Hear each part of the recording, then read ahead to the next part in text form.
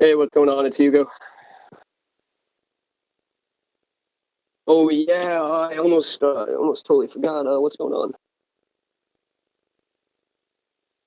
Oh yeah, no, that sounds perfectly good. I got a couple minutes to spare.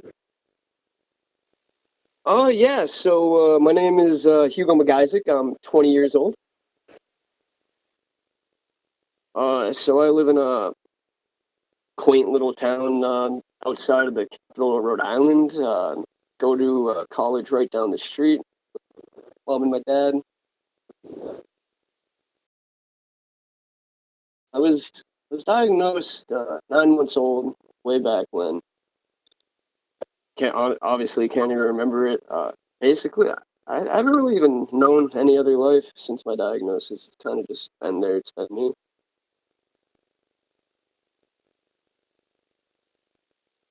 Yeah. So for the majority of my life, I've really never felt.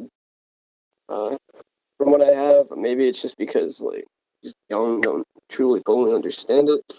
But for the most part, besides the odd hospital visit every now and again, I was living life to the fullest.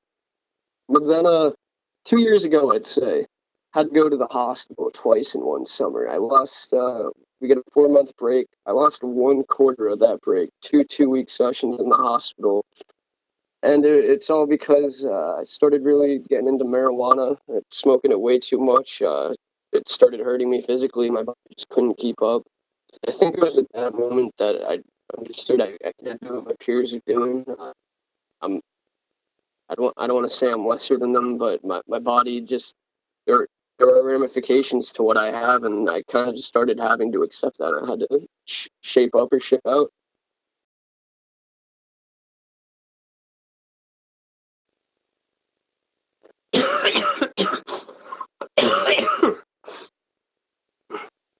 So I spend well, I won't lie, I spend a lot of time procrastinating. So I do a lot of just stupid random stuff, but I hold down a couple jobs. I work at a local pizza place. We got the best pies in town, arguably the best grinders in town. We got really good bread. I work at an ice cream place. I manage that during the summer. Really nice. It's nice and AC'd, so I don't have to sweat my little boy body out.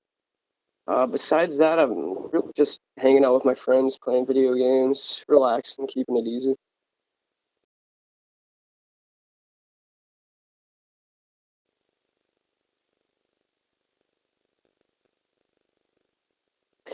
So, I've taken a couple courses in college. I'm a communication major, but I've taken a couple film courses in college, and I think the one thing that really stands out to me, considering those are really hesitant to put a focus point on disability to include positive representation of disability. I mean, so in some of the classes we've talked to look at Captain Hook, for example, like have an amputee.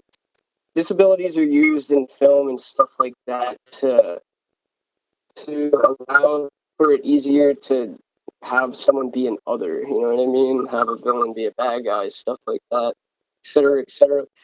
It's clear, like it's dead clear, which is why for the majority of my life up until senior year in high school, I didn't want to talk about my illness. I don't think anyone knew unless they just pieced it together, but I never really was like, yo, I have this. Yeah, it kind of blows. Film culture, all that stuff. It persuades you to kind of keep it all bottled up. I've reached that point where I'm kind of just like, I've reached an age where we should all be adults. Like, express yourself, be you, stuff like that.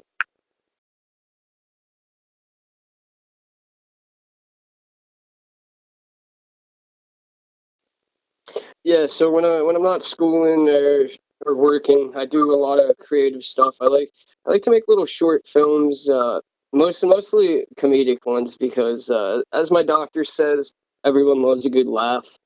And then I like to take pictures, and I like to I like to take really bold pictures, and I guess they're not bold to begin with, but after you edit them, I like to make them really bold because, I mean, well, firstly, you look at me and like you probably wouldn't like if you were to take one glance at me, you'd be like, "Holy crap, who is this underweight, scrawny little shit?" Like,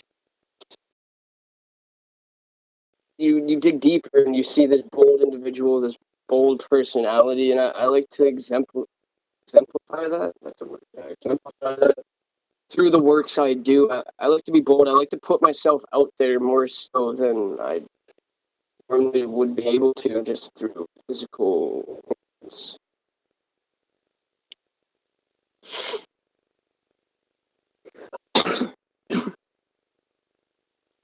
Yeah. Yeah. So when I go into something creative, primarily that would be either through music or photography. I I do a couple of things. So with the music, I like to focus on mortality, which is kind of a dark, depressing concept, but no life without death, no death without life. La la la la la la. Big, there's a relationship there, right? So for me, mortality is a big part in the music. Like I am happy knowing that when I hit my life expectancy of like fucking 40 years old and I'm going down the drain, I'm happy knowing that I created something that's meaningful to me and that has substance. Like you rap about all this petty shit, like it's temporary, it's malleable, and it doesn't have substance. It's gonna be there. People are gonna listen to it. People are gonna jam to it, and they're gonna be gone. I want to be something more. I'm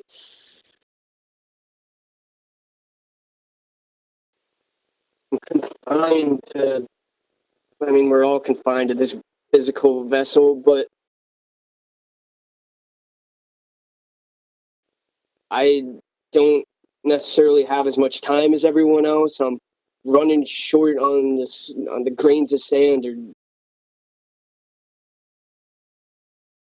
in my photography. I like everything to pop. I like there to be high contrast. I like everything to be vivid as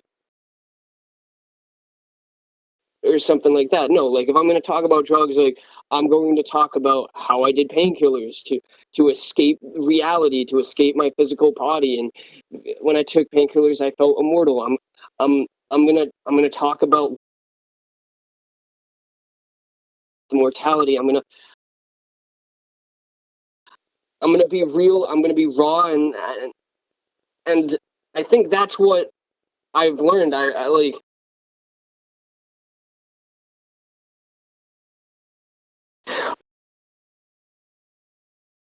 learned that there's ramifications, but I've also learned that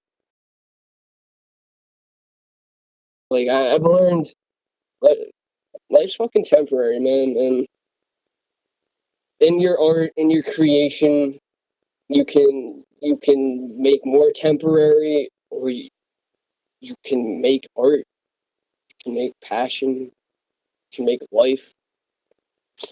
I don't think nearly enough people understand that. I mean, it's a shame.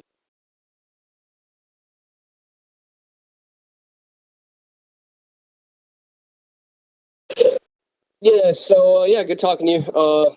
Glad I could help. Oh God. Yeah. No. See you later.